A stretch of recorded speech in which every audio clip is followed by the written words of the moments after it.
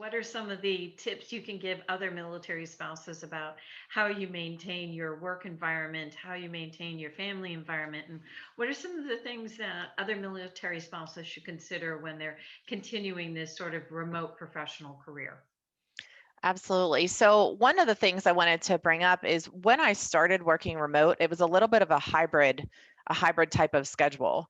And so I think I worked remote a couple of days a week and I worked in an office a couple of days a week. And I think that that's something really important also to mention because as a military spouse, if you're in a career that could potentially allow you to work remote is, first you can always approach your employer if you already have a position, approach your employer about kind of testing it out, like all the things that Bob said, making sure that your workspace is set up. If you have childcare, then, or if you have children rather, finding some sort of childcare. I mean, when I first started out, I had more of a nanny. When my children were small, I had a nanny that came over to our house and helped with the kids, before nap time.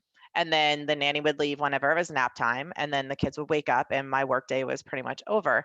So, I found that to be a method that worked out for me. And I basically had to prove myself, as someone who could work remote. Hey, we figured this out.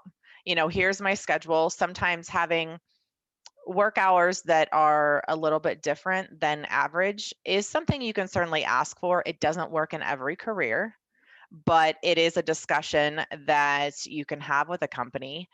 Bob and I talked a little bit about, part-time type of things. If a company is looking for full time, sometimes working part time hours can make you just as effective on full time, right? Mhm. It just as effective with less hours, and it can actually save companies money a little bit because military spouses don't typically need the same benefits as other individuals. So being able to, work the hours that they don't need to pay for, healthcare, for example, but still being very productive during those hours can be really beneficial to the companies as well.